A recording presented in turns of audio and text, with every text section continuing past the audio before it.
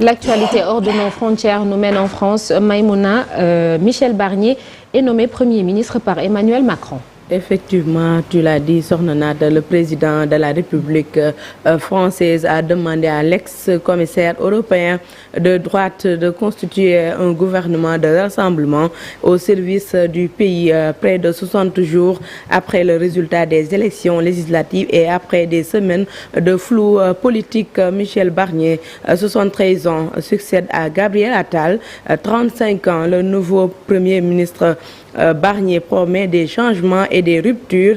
Il déclare qu'il va agir plutôt que de parler et de dire toute la vérité sur la dette financière et écologique. Et puis en Allemagne, un homme a été tué par la police dans le sud du pays après avoir ouvert le feu près du consul général d'Israël et du centre de documentation, déclarent les autorités locales. Cet homme a tiré à plusieurs reprises avant que les forces de l'ordre n'ouvrent le feu sur lui, a indiqué le ministre de l'Intérieur de la région de Bavière, Joachim Herrmann. Il estime que cet acte pourrait être lié à la proximité du consulat du centre de nazisme.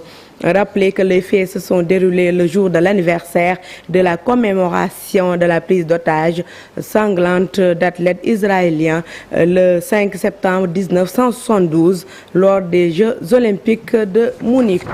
En Russie, des agents du renseignement militaire sont inculpés aux États-Unis pour des cyberattaques contre l'Ukraine. Les autorités judiciaires américaines ont annoncé des poursuites contre ces agents de renseignement militaire russes.